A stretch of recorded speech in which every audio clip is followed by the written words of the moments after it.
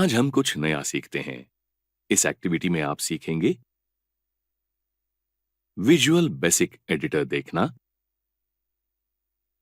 Macros तैयार करना, macros के लिए उपलब्ध रेफरेंसेस का उपयोग करना और मैक्रोज के लिए सिक्योरिटी सेटिंग्स कस्टमाइज करना। एक्सेल में डेवलपर टैब बाय डिफॉल्ट छुपाया होता है। वो देखने के लिए फाइल टैब में जाइए और ऑप्शंस पर क्लिक कीजिए। अब कस्टम रिबन पर क्लिक कीजिए और मेन टैब में से डेवलपर चेकबॉक्स को ओपन कीजिए। एक्सेल के इस टूल में 5 टूल बटन्स है। उनका उपयोग कैसे किया जाता है ये देखते हैं। विजुअल बेसिक बटन एक्सेल के विजुअल बेसिक एडिटर को ओपन करने के लिए यूजर को मदद करता है। यूजर ने तैयार किए मैक्रोज देखने के लिए मैक्रोज बटन एक लिस्ट देता है। मैक्रो तैयार करने के लिए रिकॉर्ड मैक्रो बटन यूजर को एक सेट ऑफ स्टेप्स रिकॉर्ड करने में मदद करता है। शुरुआत में सिलेक्ट किए सेल्स के लिए यूज रिलेटिव रेफरेंसेस बटन का उपयोग यूजर को मैक्रो रिकॉर्ड करने के लिए होता है। मैक्रो सिक्योरिटी बटन एक्सेल के मैक्रो के लिए सिक्योरिटी सेटिंग्स कस्टमाइज करने में मदद करता है। ये सब कोड ग्रुप के बारे में है। आगे जाइए और मैक्रो रिकॉर्ड करके आपका काम और आसान कीजिए।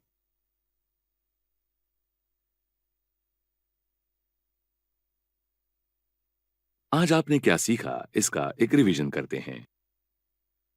विजुअल बेसिक एडिटर देखना, मैक्रोज तैयार करना, मैक्रोज के लिए उपलब्ध रेफरेंसेस का उपयोग करना और मैक्रोज के लिए सिक्योरिटी सेटिंग्स कस्टमाइज करना।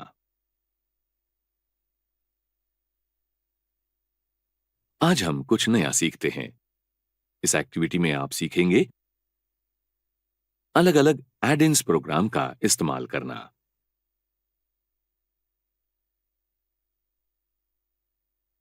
आपके काम की स्पीड और फीचर्स बढ़ाने के लिए जो इंस्टॉल किए प्रोग्राम्स होते हैं उनको एड-इन्स कहते हैं। ये ग्रुप उसी के बारे में है। डेवलपर टैब में से एड-इन्स में 3 बटन हैं, एड-इन्स, एक्सेल एड-इन्स और कॉम एड-इन्स।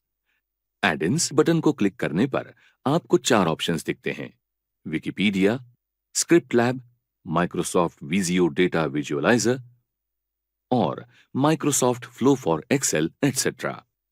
ये ऑप्शंस आपका काम अधिक सक्षम करने के लिए इंटरनेट की सहायता से नए एड-इन्स इंस्टॉल करने के लिए आपको मदद करते हैं। अभी के फाइल में डिफॉल्ट ऑफलाइन सर्विसेज का उपयोग करने के लिए एक्सेल एड-इन्स टूल यूजर को अनुमति देते हैं। और आखिरी कॉम एड-इन्स बटन, ये यूजर को फाइल में उपलब्ध एड-इन्स की व्यवस्था करने की परमिशन देता है। इस बटन पर क्लिक करने पर एक पॉपअप विंडो सामने आती है जहां आपको थर्ड पार्टी ने इंस्टॉल किए हुए एड-इन्स दिखेंगे।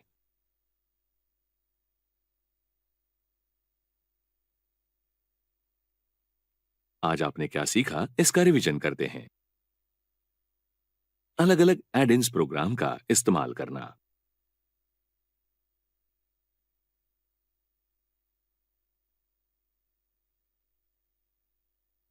आइए हम कुछ नया सीखते हैं। ये एक्टिविटी आपको सिखाएगी वर्कशीट में मैनुअल कंट्रोल्स इंसर्ट करना,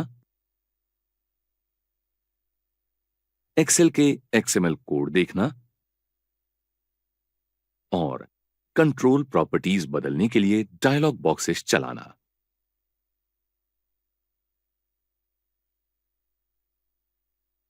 डेवलपर टैब में तीसरा ग्रुप ये कंट्रोल ग्रुप है। यहां 5 बटन्स है। उनका उपयोग कैसे करना है आइए देखते हैं। इंसर्ट बटन यूजर को एक्सेल डॉक्यूमेंट में कंट्रोल्स चुनने के लिए और उन्हें उपयोग में लाने के लिए मदद करता है। उसमें साथ एक छोटा सा ड्रॉप डाउन मेन्यू होता है।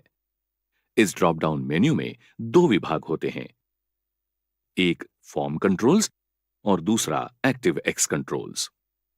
फॉर्म कंट्रोल्स विभाग में button, combo box, check box, spin button, list box, option button आदि ऑप्शंस उपलब्ध हैं।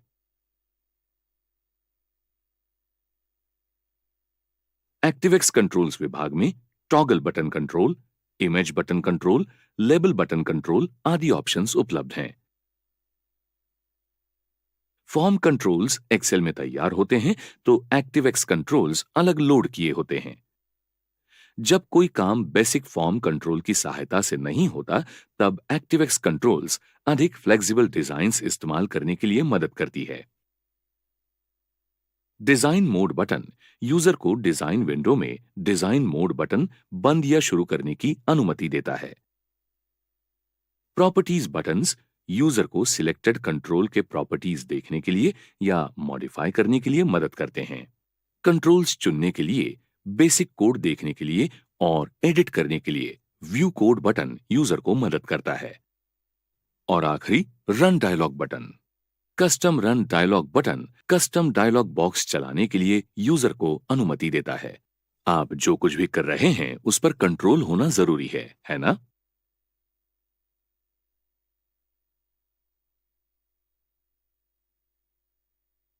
आपने जो सीखा उसका एक रिवीजन करते हैं। वर्कशीट में मैनुअल कंट्रोल्स इंसर्ट करना, एक्सेल के एक्सएमएल कोड देखना और कंट्रोल प्रॉपर्टीज बदलने के लिए डायलॉग बॉक्सेस चलाना।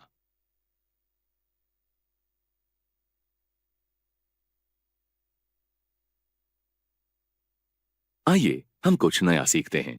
इस एक्टिविटी में आप सीखेंगे एक्सएमएल सोर्स कोड देखना,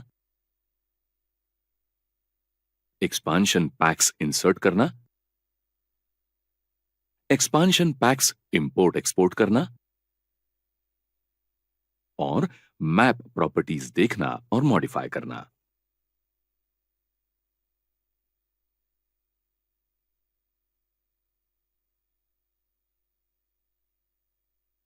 डेवलपर टैब का ये आखिरी ग्रुप है जिसमें 6 बटन कमांड्स हैं। आप उसके बारे में सीखेंगे।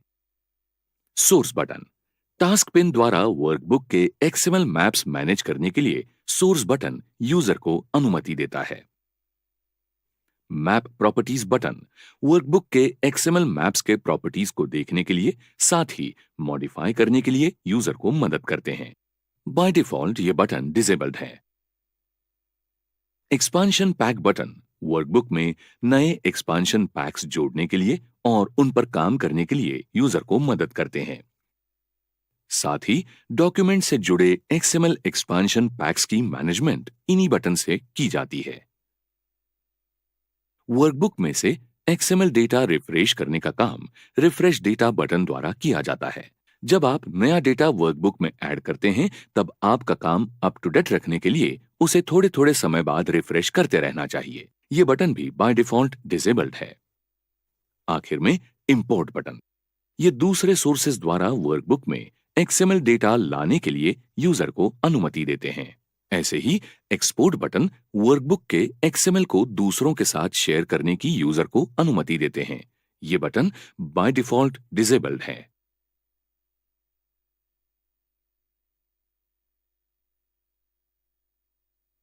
आइए आपने क्या सीखा इसका रिवीजन करते हैं। एक्सएमएल सोर्स कोड देखना, एक्सपांशन पैक्स इंसर्ट करना, एक्सपांशन पैक्स इंपोर्ट एक्सपोर्ट करना और मैप प्रॉपर्टीज देखना और मॉडिफाई करना।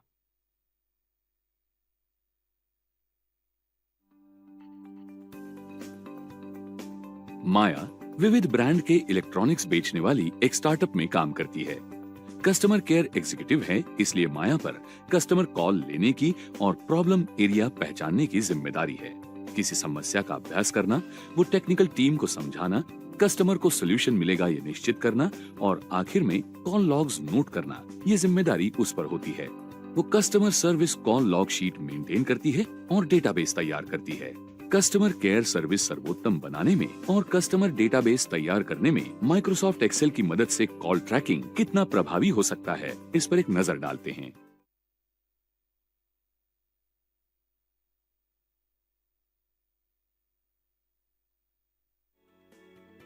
इस एक्टिविटी में आप सीखेंगे कस्टमर सर्विस कॉल लॉग क्या है? कॉल लॉग बनाने का उद्देश्य पहचानना, कॉल ट्रैकिंग सॉफ्टवेयर का काम समझना, कस्टमर सर्विस कॉल लॉग के एलिमेंट्स पहचानना, माइक्रोसॉफ्ट एक्सेल का इस्तेमाल करके customer service call log sheet तैयार करना। कस्टमर सर्विस कॉल लॉग मतलब क्या है? कस्टमर सर्विस कॉल लॉग ये डेटाबेस कलेक्शन है जिसमें कस्टमर कॉल के बारे में टेक्निकल और स्टैटिस्टिकल जानकारी है जो आगे रिपोर्टिंग और इवैल्यूएशन के लिए इस्तेमाल की जा सकती है। कस्टमर का नाम, लोकेशन, स्टार्ट और एंड कॉल टाइम्स, रिस्पॉन्स जैसा डेटा जमा करना ये कस्टमर कॉल लॉगिंग प्रक्रिया का एक जरूरी हिस्सा है। कंपनियां कॉल रिकॉर्ड करती ही है ऐसा नहीं, किंतु उसमें से कुछ सिम कार्ड बेचने वाली कंपनियां हैं जो सुरक्षा के उद्देश्य से कॉल्स रिकॉर्ड करती है।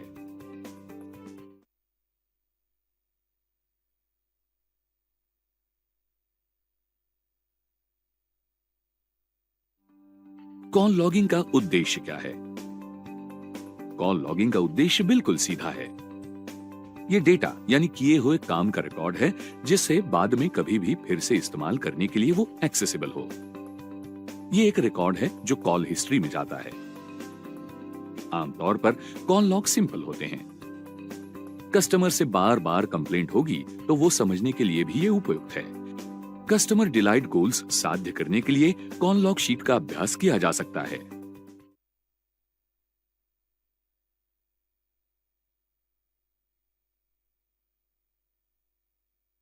कस्टमर कॉल लॉगिंग कौन इस्तेमाल कर सकता है? जो कंपनियां उनके प्रोडक्ट्स या सर्विसेज बेचने के लिए और फीडबैक लेने के लिए कस्टमर्स से डील करती हैं, वो कस्टमर कॉल लॉगिंग इस्तेमाल कर सकती है।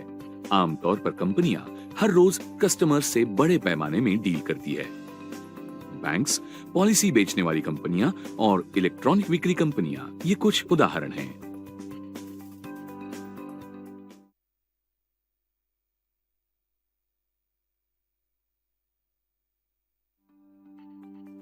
डेटाबेस तैयार होने के बाद आगे क्या होता है? एक बार डेटाबेस तैयार हो गया तो आगे के प्रोसेस को मैनेजमेंट कहते हैं। कॉल मैनेजमेंट यानी कॉल गाइडलाइंस जो नेटवर्क का इस्तेमाल करके हर कॉल रूटिंग पर नियंत्रण रखते हैं, वो तैयार करने की और इस्तेमाल करने की प्रोसेस के सिवा कुछ भी नहीं। कॉल लॉगिंग पद्धति और उसकी प्रोसेस ज्यादातर कॉरपोरेशंस, कंपनियां, कॉल सेंटर्स, कस्टमर सर्विस कंपनियां और सिमिलर ऑर्गेनाइजेशन इस्तेमाल करते हैं। ये पैरामीटर्स ऑटोमेटिक प्रोसेस द्वारा ऑपरेटर की स्किल, टाइम और डेट, कॉलर का लोकेशन और बाकी बहुत कुछ स्पेसिफाई करते हैं। एक बार कॉल लॉग्स मैनेजमेंट सिस्टम या सॉफ्टवेयर में गया तो डेटा एनालाइज किया जा सकता है और प्रोडक्ट या सर्विस क्वालिटी सुधारने के लिए इंटरफेस जैसे लिया जा सकता है।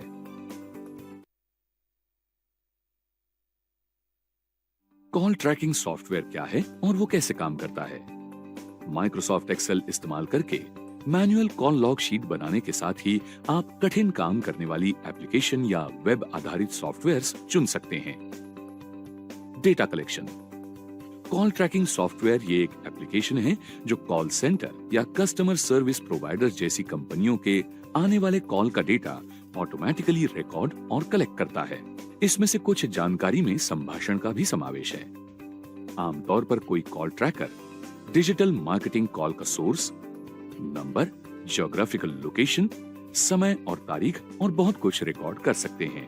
आपको ये और अच्छे तरीके से समझने में मदद हो इसलिए हम एक उदाहरण लेते हैं। समझिए आपने 1 वर्ष पहले रेफ्रिजरेटर खरीदा है। अब रेफ्रिजरेटर कंपनी टीम से सर्विसिंग की तारीख और समय आपको जानना है। आप क्या करेंगे? जी सही है, कस्टमर केयर क्रमांक पर कॉल कीजिए और आपकी क्वेरी क्लैरिफाई कर लीजिए। एक बार आपने कस्टमर केयर क्रमांक डायल किया तो आपको मशीन जनरेटेड वॉइस में ऑटोमेटेड रिस्पॉन्स सुनाई देगा। आपको आपके कीपैड के नंबर्स प्रेस करके इनपुट्स देना जरूरी है। एक बार आपने इनपुट्स दे दिए तो कॉल ट्रैकिंग सॉफ्टवेयर डेटा जमा करने का काम शुरू करता है। इस जानकारी के या डेटा के आधार पर कॉल संगठित पद्धति से सॉल्यूशन की तरफ जाता है। ऑटोमेटेड रिस्पॉन्सेस द्वारा आपको सॉल्यूशन दिया जाता है या आप कस्टमर सर्विस अधिकारी से कॉल कर सकते हैं जो आपके प्रश्नों का मैन्युअली जवाब देंगे। जब आप अगली बार कॉल करोगे तब कार्यकारी अधिकारी को यह जरूर समझेगा कि आप कॉल पर हैं, क्योंकि आपकी जानकारी हिस्ट्री में और कॉल मैनेजमेंट में जाती है। कस्टमर कॉल लॉगिंग के प्रोसेस में आपको मदद करने वाले कुछ सर्वोत्कृष्ट सॉफ्टवेयर यानी Quickbase, HubSpot, call action, call fire, dialog tech आदि है। ये इंट्यूटिव और इजी टू यूज डैशबोर्ड्स,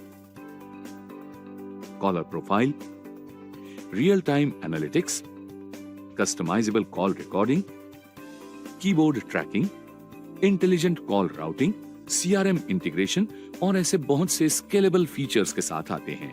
ये ट्रैकिंग टेक्नोलॉजी पे पर मिनट बेसिस पर काम करती है, जिस वजह से गूगल एडवर्ड्स, SEO इत्यादि द्वारा इंटरनेट से कॉल्स ट्रैकिंग एनेबल कर सकते हैं। जब आप कोई कॉल ट्रैकिंग सॉफ्टवेयर चुन रहे हैं तो सही सॉफ्टवेयर चुनना बहुत जरूरी है।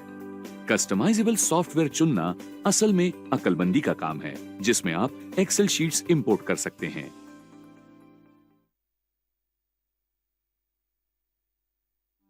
कस्टमर सर्विस कॉल लॉग के एलिमेंट्स क्या हैं? आप डेटा जमा करने के लिए और मूलभूत फॉर्मेटिंग या प्रक्रिया करने के लिए माइक्रोसॉफ्ट एक्सेल इस्तेमाल करके पारंपरिक कस्टमर कॉल लॉगिंग पद्धति इस्तेमाल कर सकते हैं।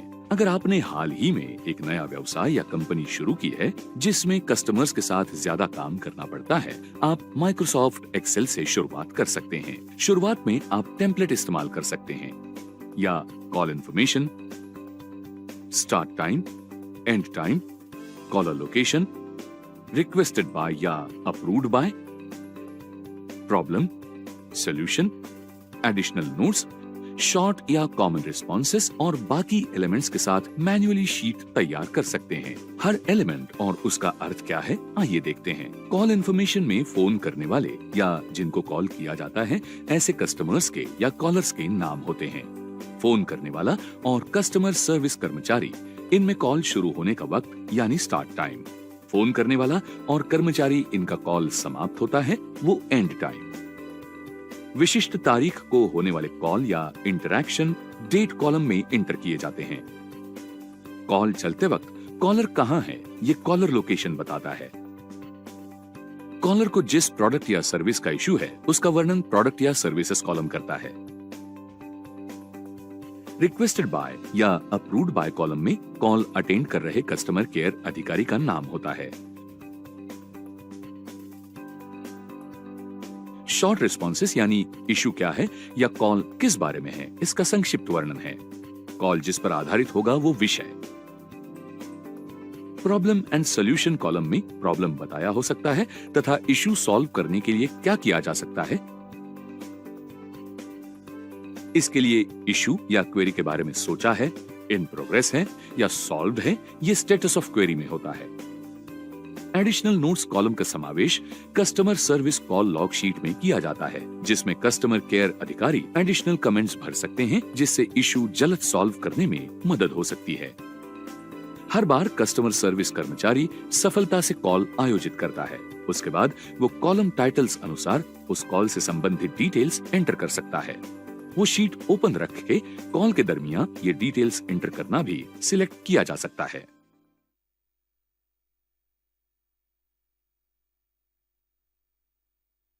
माइक्रोसॉफ्ट एक्सेल का इस्तेमाल करके customer service call log sheet कैसे तैयार करें।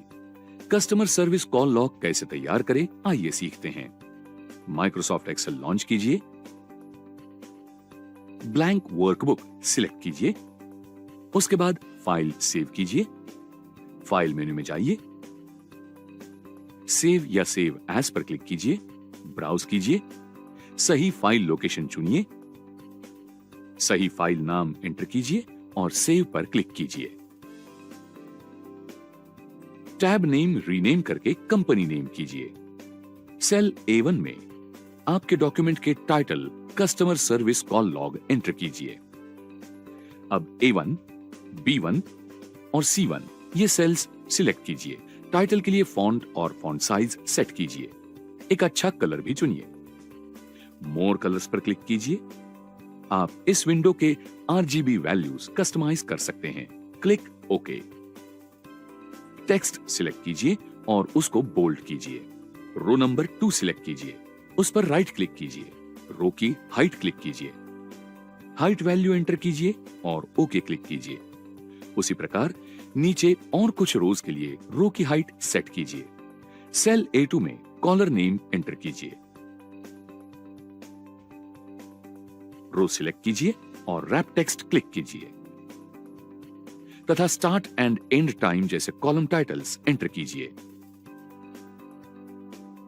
ये टाइटल्स यानी कस्टमर सर्विस कॉल लॉग में जाने वाले एलिमेंट्स के सिवा कुछ भी नहीं है। हम इसके बारे में पहले जान चुके हैं। अब कॉलम की विड्थ मैन्युअली एडजस्ट कीजिए। संपूर्ण रो क्रमांक 2 सिलेक्ट कीजिए और उसके कंटेंट के लिए फॉन्ट और फॉन्ट साइज सेट कीजिए। कंटेंट बोल्ड कीजिए। A6 से K6 दरमियान सेल्स सिलेक्ट कीजिए और उनके लिए फॉन्ट साइज सेट कीजिए। अब आपके आज मिले पहले कॉलर का नाम एंटर कीजिए। एडजेसेंट सेल में जाने के लिए आप कीबोर्ड पर टैब की प्रेस कर सकते हैं। अब कॉल का स्टार्ट टाइम एंटर कीजिए। एडजेसेंट सेल की तरफ जाइए और कॉल का एंड टाइम एंटर कीजिए। जिस तारीख को कॉल हुआ वो तारीख एंटर कीजिए। जहां कंपनी के प्रोडक्ट्स या सर्विसेज जिस लोकेशन पर बेचे जा रहे हैं उनके लिए आप कुछ कॉमन ऑप्शंस सेट कर सकते हैं। डेटा टैब पर जाइए, डेटा वैलिडेशन पर क्लिक कीजिए। अलाउ में लिस्ट ऐसी वैल्यू सिलेक्ट कीजिए। अब लोकेशंस वाले सोर्सेस एंटर कीजिए। आप हर लोकेशन के बाद कॉमा एंटर करके ठीक से एंटर कर रहे हैं ये निश्चित कीजिए। Click okay. अब कॉलम ई में दिए हुए सेल्स में ड्रॉप डाउन लिस्ट ऑप्शंस देख सकेंगे। उस पर क्लिक कीजिए और लोकेशन सिलेक्ट कीजिए। आगे के सेल में प्रोडक्ट या सर्विस डिटेल्स एंटर कीजिए। फोन लेने वाले कर्मचारी का नाम एंटर कीजिए। शॉर्ट रिस्पॉन्स एंटर कीजिए। प्रॉब्लम और सॉल्यूशन की डिटेल्स भरिए। क्वेरी स्टेटस का उल्लेख कीजिए। फिर डेटा वैलिडेशन सेट कीजिए। इस केस में सोर्सेस अलग होंगे। सही एंटर कीजिए। फिर ओके क्लिक कीजिए। अब ड्रॉप डाउन बटन पर क्लिक कीजिए और रिस्पॉन्स सिलेक्ट कीजिए। अगर कुछ अतिरिक्त नोट्स होंगे तो वो एंटर कीजिए। उसी प्रकार बाकी कॉल्स और संबंधित जानकारी का डेटा भरिए। आपका डेटाबेस अब तैयार किया जा रहा है। हम डॉक्यूमेंट को थोड़ा एनहांस करते हैं। रो नंबर 1 के सेल्स कॉलम K तक सिलेक्ट कीजिए। रैप टेक्स्ट पर क्लिक कीजिए। मर्ज एंड सेंटर कंटेंट मिडिल को सेट कीजिए और सेल को सेंटर अलाइनमेंट सेट कीजिए। सेल की रो हाइट बदलिए। इसके बाद रो नंबर 2 के सेल्स सिलेक्ट कीजिए और सेम मॉडिफिकेशन स्टेप्स फॉलो कीजिए। इस सेल्स के लिए एक कलर सेट कीजिए। आप इस विंडो के RGB वैल्यूज कस्टमाइज कर सकते हैं और ओके क्लिक कर सकते हैं। टेक्स्ट कलर सफेद रखिए। अब डेटा के साथ बाकी सेल्स सिलेक्ट कीजिए और टेक्स्ट कलर बदलिए। आप इस विंडो में RGB वैल्यूज कस्टमाइज कर सकते हैं। पूरा होने पर ओके क्लिक कीजिए। सेल्स फिर सिलेक्ट कीजिए और अलाइनमेंट मिडिल और सेंटर सेट कीजिए। जरूरत हो तो कॉलम विड्थ मैन्युअली एडजस्ट कीजिए। डेटाबेस पढ़ने में अच्छा करने के लिए हम ऑल्टरनेटिव रोज को कलर देंगे। कलर कस्टमाइज कीजिए और थर्ड रो के लिए सेट कीजिए। रो सिलेक्ट कीजिए और फॉर्मेट पेंटर पर क्लिक कीजिए। यहां दिखाए जैसे 5th रो को कलर अप्लाई कीजिए। डेटा के साथ सभी सेल्स सिलेक्ट कीजिए और बॉर्डर ऑप्शन पर क्लिक कीजिए। डेटाबेस को सही बॉर्डर अप्लाई कीजिए। अब संपूर्ण डॉक्यूमेंट सिलेक्ट कीजिए और पेज लेआउट टैब पर जाइए। मार्जिन्स पर क्लिक कीजिए। कस्टम मार्जिन्स पर क्लिक कीजिए। पेज पर जाइए और लैंडस्केप सिलेक्ट कीजिए। स्केलिंग सेक्शन में फिट टूल पर क्लिक कीजिए और फिर वैल्यू सही प्रकार से स्पेसिफाई कीजिए। पेज साइज A3 सेट कीजिए। मार्जिन पर जाइए। हॉरिजॉन्टली पर क्लिक कीजिए और ओके क्लिक कीजिए। जरूरत हो तो उसमें बदलाव कीजिए। उसके अनुसार टेक्स्ट मॉडिफाई कीजिए। अब डॉक्यूमेंट पीडीएफ फॉर्मेट में एक्सपोर्ट करते समय आपको कुछ सेटिंग्स का विचार करना जरूरी है। जब आपको सिर्फ सिलेक्ट किया हुआ डेटाबेस या सिलेक्ट किए हुए रोज और कॉलम्स प्रिंट करने होते हैं, तब आपको सिलेक्शन ऑप्शन चुनना होगा। कैसे, ये सीखेंगे। सिलेक्टेड डेटाबेस पीडीएफ फॉर्मेट में एक्सपोर्ट करने के लिए फाइल मेन्यू में जाइए और एक्सपोर्ट पर क्लिक कीजिए। क्रिएट पीडीएफ या एक्सपीएस क्लिक कीजिए। फाइल लोकेशन सिलेक्ट कीजिए और फिर ऑप्शंस क्लिक कीजिए। यहां सिलेक्शन क्लिक कीजिए। ओके, पब्लिश पर क्लिक कीजिए। अब डॉक्यूमेंट के सिलेक्टेड पार्ट ही पीडीएफ डॉक्यूमेंट में पब्लिश हो गए हैं। By default active sheets option activate हो गया है। इसका अर्थ ऐसा है कि अगर आपने सिलेक्शन ऑप्शन सिलेक्ट नहीं किया है तो सिर्फ करंट शीट पीडीएफ फॉर्मेट में एक्सपोर्ट की जाएगी। अगर आपको संपूर्ण डॉक्यूमेंट पीडीएफ फॉर्मेट में एक्सपोर्ट करना है तो आपको एंटायर वर्कबुक ये ऑप्शन चुनना जरूरी है। आपने हर प्रिंटिंग रिक्वायरमेंट के लिए सही ऑप्शन चुना है, ये निश्चित कीजिए। आइए देखते हैं आपने क्या सीखा। कस्टमर सर्विस कॉल लॉग क्या है? कॉल लॉग बनाने का उद्देश्य पहचानना, कॉल ट्रैकिंग सॉफ्टवेयर का काम समझना, कस्टमर कॉल लॉग के एलिमेंट्स पहचानना, माइक्रोसॉफ्ट एक्सेल का इस्तेमाल करके customer service call log sheet तैयार करना।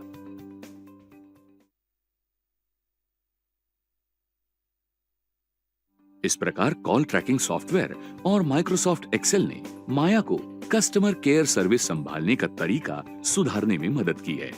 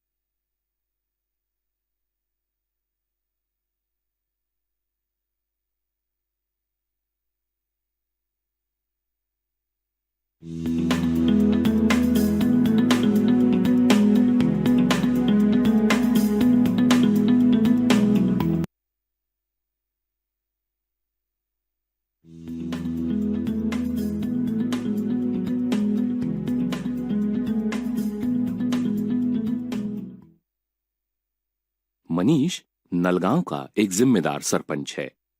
एक दिन राकेश उसके पास एक समस्या लेकर आया। अच्छी गुणवत्ता वाली खाद और कीटनाशकों का उपयोग करने के बाद भी उसकी फसल बहुत कम होती है। सरपंच ने उसे बताया कि अच्छी फसल के लिए केवल महंगी खाद का उपयोग ही पर्याप्त नहीं है। उसने राकेश को किसानों के लिए उपलब्ध सॉइल हेल्थ कार्ड योजना के बारे में बताया। सॉइल हेल्थ कार्ड लेकर आप अपने खेत की मिट्टी के स्वास्थ्य की जांच ऑनलाइन कर सकते हैं। आइए देखें ऐसा कैसे करते हैं। इस गतिविधि के अंत तक आप निम्नलिखित कार्यों में सक्षम हो जाएंगे। ऑनलाइन सॉइल हेल्थ कार्ड लेने की प्रक्रिया को समझाना। सॉइल हेल्थ कार्ड SHC योजना भारत सरकार के कृषि मंत्रालय द्वारा प्रोत्साहित एक योजना है। राज्य सरकार मिट्टी के नमूने एकत्र करके विशेष प्रयोगशालाओं में उनकी जांच करवाती है। सॉइल हेल्थ कार्ड इन्हीं जांच की रिपोर्ट होती है जिसमें विभिन्न मापदंडों के आधार पर मिट्टी के नमूने की स्थिति दी जाती है। इनके आधार पर ये किसानों को खाद और उसकी मात्रा के उपयोग के बारे में सुझाव देता है। साथ ही ये अनुकूलतम उपज के लिए मिट्टी में किए जाने वाले सुधारों के विषय में भी सुझाव देता है। सॉइल हेल्थ कार्ड लेने के लिए वेबसाइट http://soilhealth.dac.gov.in पर जाएं और print your soil health card link पर क्लिक करें। अब तारीख की अवधि, राज्य, जिला, उपजिला, ब्लॉक, गांव, वित्तीय वर्ष आदि सिलेक्ट करके सर्च पर क्लिक करें। निर्धारित क्षेत्र के सभी किसानों की मिट्टी के नमूने की सूची प्रदर्शित होती है। अपना नाम खोजें और अपने सॉइल हेल्थ कार्ड को प्रिंट करने के लिए उसके सामने स्थित प्रिंट लिंक पर क्लिक करें। स्क्रीन पर आप कार्ड देख सकते हैं। इसमें मिट्टी की रासायनिक संरचना और खाद के लिए अनुशंसा शामिल होती है। इस प्रकार आप देख सकते हैं कि केवल कुछ ही क्लिक में किसान महत्वपूर्ण जानकारी पा सकते हैं। इससे उन्हें पैदावार में काफी अधिक वृद्धि करने में सहायता मिल सकती है। ये जानकारी अन्य लोगों के साथ साझा करें ताकि सरकार के इस प्रयास से अधिकतम लोग लाभान्वित हो सकें।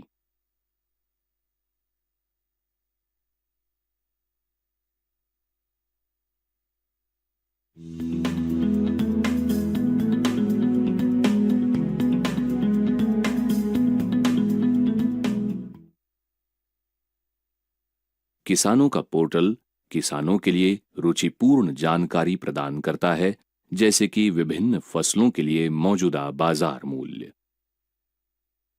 आपको इस पोर्टल का उपयोग भारतीय किसानों के लिए उपयोगी जानकारी प्राप्त करने के लिए करना चाहिए। आप इस पोर्टल को किसी भी स्थान से एक्सेस कर सकते हैं। किसानों का पोर्टल आपके लिए तब उपयोगी होगा जब आप इंटरनेट पर अपने राज्य की नवीनतम कृषि बाजार की कीमतों को जानना चाहते हैं। भारत में सभी किसान इस पोर्टल को उपयोगी पाएंगे। सरपंच ने गांव के किसानों की सभा बुलाई है। वो समझा रहे हैं कि अपने उत्पाद की दैनिक बाजार दर के बारे में पूरी जानकारी रखना कितना महत्वपूर्ण है। किसानों को नहीं पता कि ये सूचना उन्हें कहाँ मिलेगी। सरपंच समझाते हैं कि वे इसके लिए ऑनलाइन फार्मर्स पोर्टल का उपयोग कर सकते हैं। आइए देखें कि इस पोर्टल का उपयोग कैसे करते हैं। इस गतिविधि के अंत तक आप निम्नलिखित कार्यों में सक्षम हो जाएंगे। फार्मर्स पोर्टल पर सामानों की बाजार दर जांचने का तरीका समझाना। पहले फार्मर्स पोर्टल http://farmer.gov.in पर जाएं। बाईं ओर स्थित मेन्यू से पोस्ट हार्वेस्ट पर क्लिक करके विकल्प मार्केट प्राइस सिलेक्ट करें। फिर अदर एग्री कमोडिटीज सिलेक्ट करें। Commodities wise, market wise daily report select करें। प्रदर्शित कैलेंडर में उस तारीख को सिलेक्ट करें जिसके लिए आप कीमतें जानना चाहते हैं और सबमिट पर क्लिक करें। अब आप कृषि संबंधी सभी सामग्रियों की सूची देखेंगे। जिन सामग्रियों की कीमतें आप जानना चाहते हैं उन्हें सिलेक्ट करें। आप एक से अधिक विकल्प सिलेक्ट कर सकती हैं। फिर सबमिट पर क्लिक करें।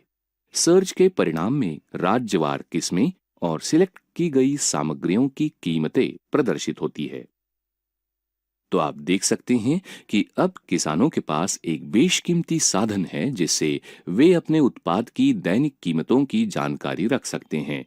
इससे उन्हें उचित दरों पर अपने उत्पाद बेचने में सहायता मिलेगी और बेईमान बिचौलिए उन्हें ठग नहीं सकेंगे। वेबसाइट उचित ही कहती है, ये निश्चित रूप से किसानों के लिए वन स्टॉप शॉप है। अब आप इस जानकारी को दूसरों के साथ साझा करें ताकि अन्य लोग भी इससे लाभान्वित हो जाएं।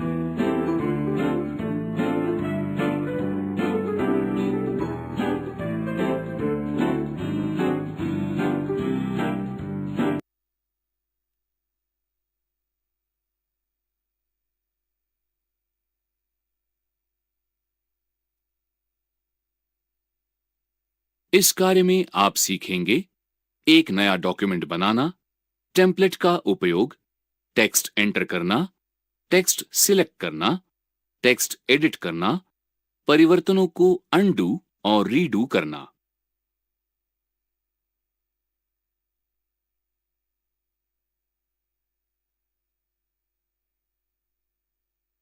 आप जानते हैं कि जब आप पहली बार वर्ड को शुरू करते हैं, तब आपके सामने एक नया खाली डॉक्यूमेंट खुलता है। ये एक खाली पेज के समान होता है, जिसमें कुछ सामान्य रूप से उपयोग की जाने वाली डिफ़ॉल्ट सेटिंग्स शामिल होती हैं। जब पहले से विद्यमान वर्ड डॉक्यूमेंट खुला हो, तो एक नया खाली डॉक्यूमेंट बनाने के लिए फाइल टैब पर क्लिक करके बाएं पैन में न्यू को सिलेक्ट करें। सेंट्रल पैन में आप विभिन्न टेम्पलेट की श्रेणियां देख सकते हैं। टेम्पलेट एक पहले से डिजाइन किया गया डॉक्यूमेंट होता है, जिसे कुछ सामान्य उद्देश्यों जैसे फैक्स, इनवॉइस अथवा बिजनेस लेटर के लिए तैयार किया गया होता है।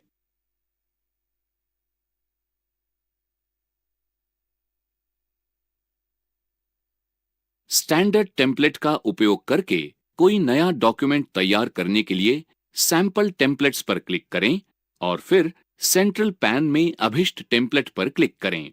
फिर दाहिने पैन में क्रिएट आइकॉन पर क्लिक करें। बस हो गया।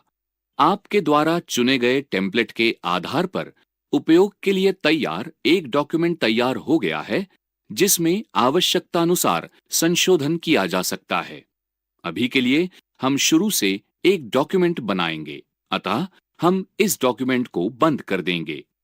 शीर्ष पर दाहिनी ओर स्थित एक्स के आकार के आइकॉन पर क्लिक करें।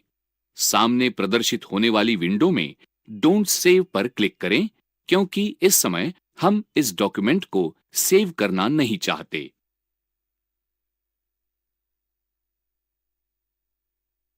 जब वर्ड एप्लीकेशन चल रही हो, तो एक नया खाली डॉक्यूमेंट तैयार करने के लिए फाइल टैब को सक्रिय करें और न्यू, खाली डॉक्यूमेंट, क्रिएट इसको सिलेक्ट करें।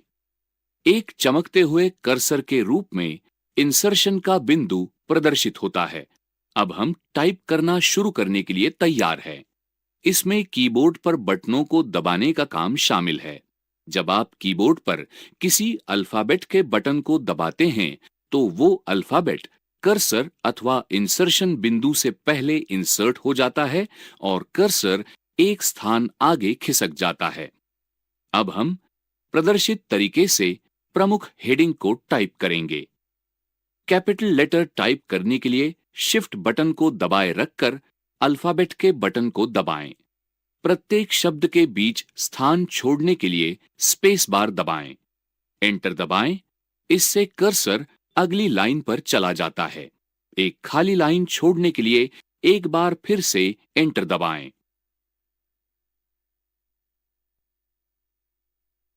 अब प्रदर्शित तरीके से अन्य टेक्स्ट टाइप करें। जैसे जैसे आप टाइप करते रहते हैं, वैसे वैसे सामान्य टाइपराइटर के विपरीत कर्सर स्वतः ही अगली लाइन पर चला जाता है। वर्ड में इस फीचर को टेक्स्ट रैपिंग कहते हैं। लेकिन यदि आप लाइन पूरी होने से पहले ही अगली लाइन पर जाना चाहते हैं, तो एंटर बटन को दबाएं। कर्सर आपके डॉक्यूमेंट में अगली लाइन पर चला जाता है। जब आप शब्दों के बीच एक खाली स्थान से अधिक इंसर्ट करना चाहते हैं, तो कई बार स्पेस बार को दबाने के बजाय टैब बटन का उपयोग कर सकते हैं। टैब बटन से कर्सर एक टैब स्टॉप आगे चला जाता है।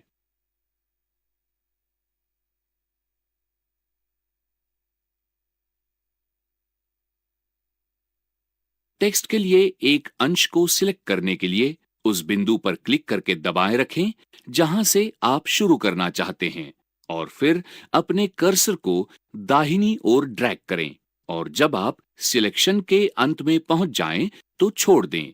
किसी एक शब्द को सिलेक्ट करने के लिए उस पर डबल क्लिक करें। किसी पूरी लाइन अथवा पैराग्राफ को सिलेक्ट करने के लिए आप सिलेक्शन बार का उपयोग कर सकते हैं, जो बाईं मार्जिन से बाहर एक अदृश्य स्थान होता है। जब आप अपने माउस के पॉइंटर को उस क्षेत्र में रखते हैं, ये दाहिनी ओर संकेत करते हुए एक एरो में बदल जाता है। एक लाइन को सिलेक्ट करने के लिए सिलेक्शन बार पर क्लिक करें। एक पैराग्राफ को सिलेक्ट करने के लिए माउस को सिलेक्शन बार पर रखें और डबल क्लिक करें। पूरे डॉक्यूमेंट को सिलेक्ट करने के लिए सिलेक्शन बार पर 3 बार क्लिक करें। किसी टेक्स्ट को डीसिलेक्ट करने के लिए सिलेक्ट किए हुए क्षेत्र से बाहर कहीं भी क्लिक करें। किसी डॉक्यूमेंट का टेक्स्ट एंटर करने के बाद आप उनमें कुछ परिवर्तन करना चाह सकते हैं। टेक्स्ट के कुछ अंश को डिलीट करने के लिए उसे सिलेक्ट करें और डिलीट को दबाएं। अलग-अलग कैरेक्टर को डिलीट करने के लिए आप इंसर्शन बिंदु के दाहिने स्थित कैरेक्टरों के लिए डिलीट दबा सकते हैं और बाईं ओर स्थित कैरेक्टरों के लिए बैकस्पेस दबा सकते हैं। किसी पूरे शब्द को डिलीट करने के लिए आप इंसर्शन बिंदु के दाहिनी ओर स्थित शब्दों के लिए कंट्रोल अधिक डिलीट दबा सकते हैं अथवा बाईं ओर स्थित शब्दों के लिए कंट्रोल अधिक बैकस्पेस दबा सकते हैं। एक खाली लाइन को डिलीट करने के लिए उस लाइन पर क्लिक करें और डिलीट को दबाएं।